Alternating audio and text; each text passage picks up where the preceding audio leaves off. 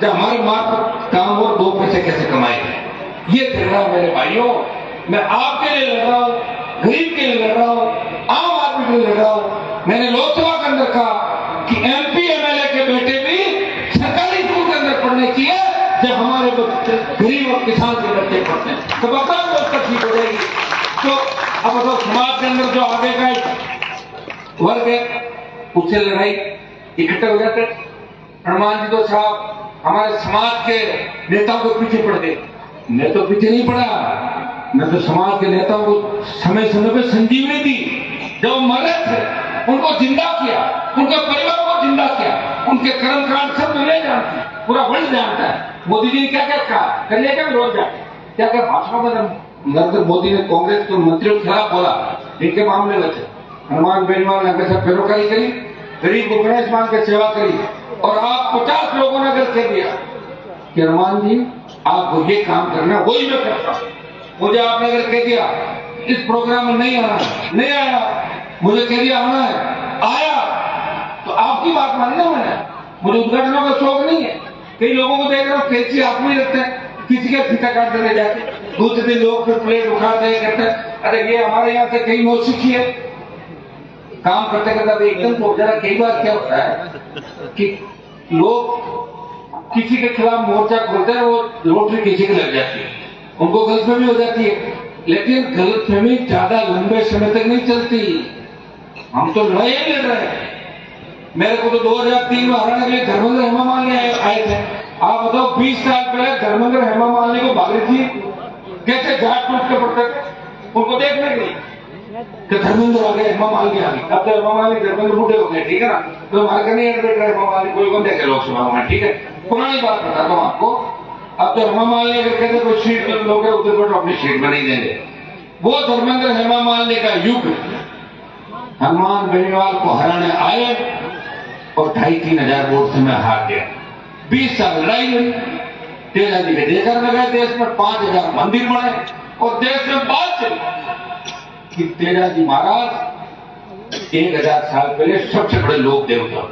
मैं ये नहीं कह रहा कि मैंने उनकी पूजा कराई, मेरे से पहले भी लोग पूछते थे, लेकिन उस पूजा को और ज्यादा तरीके से देश के अंदर करवाया कि तेजा जी हमारे लोक देवता थे।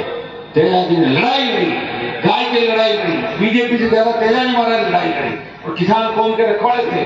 और सारी जातियां तेजा जी महाराज के देखकर बोलती है कि आपके जोधपुर के जो नेता शामराव के अंदर तेजा जी महाराज के लिए कह रहे थे कि तेजा जी तो हमारे समाज के थे, कह रहे थे नहीं, भाषण सुना था आप लोगों ने। वो नेता खरनाल के अंदर जाके कहते हैं कि तेजा जी महाराज की जय और तेजा जी जाटों के देवता। ये लड़ाई किसने लड़ी मेरे भाइयों? लड़ाई में नहीं लड़ी है सारी, कोई दूसरा नहीं आया था, दूसरे लोग आए थे। जब परोसी हुई थाली तैयार थी उसको छीनने के लिए आए थे। मेरे अंदर एक ही आदत है, जो किसान का दुश्मन है उसको मैं नजदीक नहीं बैठता। लोग पूरे जीवन अशोक गहलोत का ठेला उठा के 1993-94 से लेकर 2018 तक उसको कहते थे हमारे पॉलिटिकल पापा गहलोत जी, पिताजी हमारे राजनीतिक, और अब कह रहे हैं कि गहलोत किसान विरोधी। 20 साल बाद बाप बदलता है क्या किसी का? बाप तो वही रहता है, ये बाप चेंज होता है। तो ये स्थिति राजनीति के अंदर लोगों की है। आराम खोरी के पैसे कमा लिए, 2-2 हजार 5-5 हजार करोड़ घूम रहे, कभी बयान दे दिया, कभी किसी का भोजन कर लिया, कभी कुछ कर लिया। अरे दम है तो पार्टी बनाओ। 2-2 5-5 हजार करोड़ के आदमी, 10 हजार करोड़ के आदमी दुनिया के जीवन सुख भोग ली तो लोगों ने सारे, और अब जाके तो भाषण दे रहे हो कांग्रेस और इसके। तो भैया कांग्रेस का रास्ता कभी नहीं आएगा, भूल जाओ आप देश के अंदर अभी जो हालात चल रहे हैं। और जो कांग्रेस की स्थिति में देख रहा हूं, इंडिया अलायंस के अंदर ही कांग्रेस तो खुद 15 घुटों में बैठी हुई है। यहाँ भी भीख फूटे कांग्रेस है, तो कहां से गई कांग्रेस? मैं आपको आवाज करता कि हमारे पुराने जो लोग के साथ हम तो कांग्रेस ही, छोड़ो कांग्रेस, जो कांग्रेस तुम्हारी नहीं तो किस बात का कांग्रेस? अपना न कोई कांग्रेस नहीं बीजेपी, अपना आदमी दिखे और जैसी हवा चले उसी हिसाब से हमें चलना है। और व्यवस्था को बदलने के लिए मजबूती से चलना। अब अपने को ज्यादा इलाके नहीं है। मेरे को डूंगरपुर बांसवाड़ा का अपना छोटा भाई राजकुमार रोज जो सांसद है, वो मुझे कहता है कि भाई साहब देखो मैंने 4 एमएलए आ गए, एक एमपी आ गया, मैं उसकी बात सुनता हूँ, फिर मैं उसको कहता हूँ राजकुमार तुम्हारा डूंगरपुर मानसवाड़ा तो पूरा 100 किलोमीटर में फैला हुआ है, या तो खियोकर अकेले 170 है, और 1000 किलोमीटर में मैं राजनीति कर रहा हूँ। 1000 किलोमीटर में अगर मैं भी 4 जिलों में राजनीति करूं कि मेरे 4 जिले हैं, नहीं 15 में ले आऊंगा, क्या वो 4 जिलों में नहीं करूंगा, करूंगा पूरे राजस्थान। अब आप सबको मजबूती के साथ लड़ाई लड़नी है, मिलकर लड़नी है, और मेरा साथ देना है। मेरा साथ देने का मतलब आप इस छोटे बच्चों का साथ दे रहे हो, इनका भविष्य सुनिश्चित कर रहे हो कि आने वाला समय इनका कैसे है। आज जिस तरह पेपर लीक की घटनाएं हो रही है, भ्रष्टाचार हो रहा है, हत्या लूट डकैती हो रही है, कोई किसी का धनी गोरी नहीं। 10 आदमी ग्रुप बनाते हैं, किसी को मार देते हैं, एमएलए साहब को चंदा दिया, एमपी साहब को चंदा दिया, मंत्री जी को दिया, और बड़ी हो क्या जाते हैं। भाइयों, इस व्यवस्था से लड़ने के लिए कोई व्यक्ति चाहिए। एमडी इसमें चरस गांजा ये नशा फैल रहा है किसानों के बेटों के अंदर, अपने इलाकों में अंदर नशा फैल रहा है, इससे हम चिंतित है। कौन ठीक करेगा इस व्यवस्था को? आपका भाई ठीक करेगा, ले उसे ताकत दो। लोकसभा के अंदर लड़ूंगा क्या व्यक्ति, रोज आप देखते हो कि आपके लिए लड़ते हुए रात की 2-2 बजे कहां आ रहा हूं, जा रहा हूं, सुबह जा रहा हूं, उठा रहा हूं, फिर भाग रहा हूं कि 1-1 मिनट बोलूं मैं, आपकी आवाज बनूंगा। इस देश के अंदर शर्मान बेनीवाल एक किसान का बेटा, जिस कौम और किसान के लिए पूरे देश में लड़ रहा है, सारे समाजों में लड़ रहा है, पूरे सारे समाजों में लड़ता हूं। उन समाजों को अगर कहोगे कलेजे बात करके बताओ कि तुम्हारे समाजों की लड़ाई लड़ी, तो कहते हैं शर्मान जी सबकी लड़ाई लड़ता है। तो भाइयों, आप ऐसा वातावरण आप बढ़ाओ। ओचिया खियों से कोई अंतर नहीं, नजदीक एकदम 10-20 किलोमीटर बाद ही लोग का इलाका। हाँ, ये सही बात है। लोग हमारे लोगों ने कहा कि साहब टिकट आप इसको दे दो, हमने जिसको टिकट दी वो खुद ही भाग गया, मेरे पास आए नहीं, वापस बीजेपी ज्वाइन कर ले।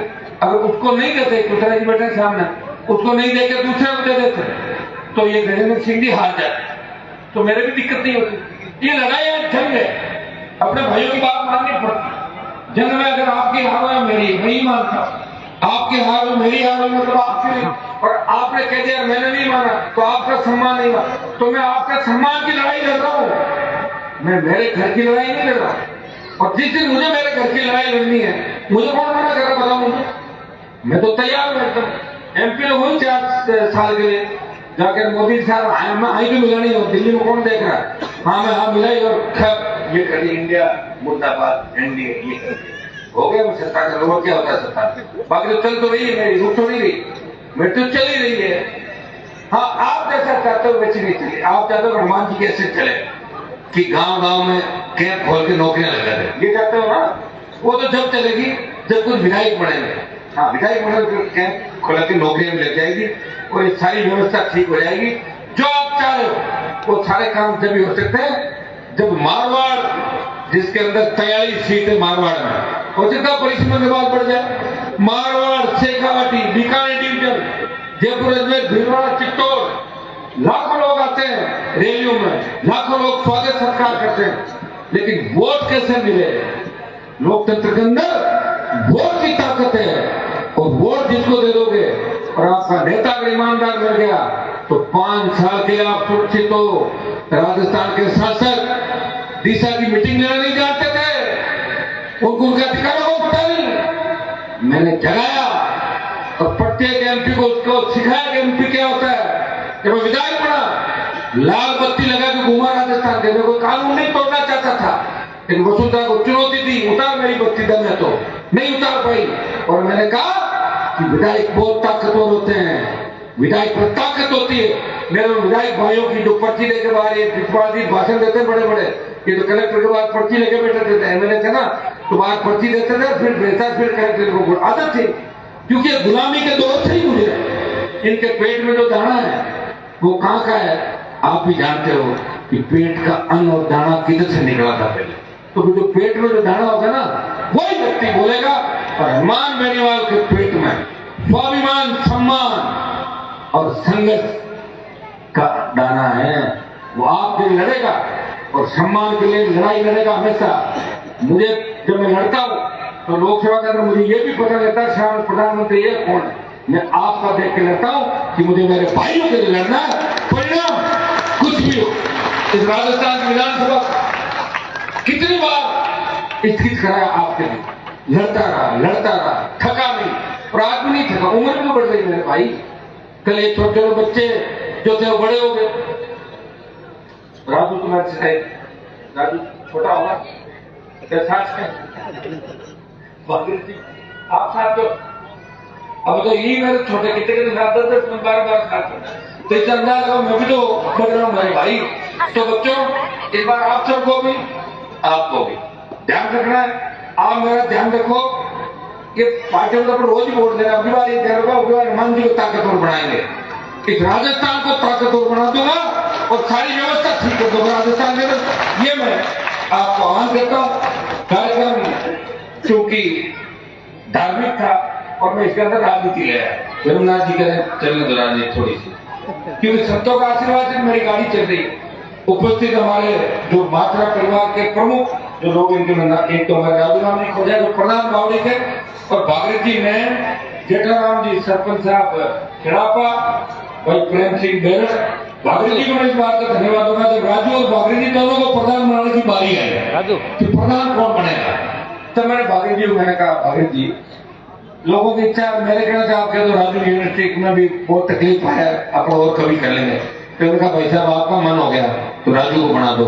ईमानदार से ये व्यक्ति उस समय भी साथ रहा चाहते तो मुझे छोड़ के जा सकते थे। मैंने कहा 2 में से 1 बनेगा। इन्होंने त्याग समर्पण के भागीरथ जी ने हमेशा समाज के लिए लड़ते रहते हैं और आगे भी इनको सबको मिलकर लड़ाई करनी।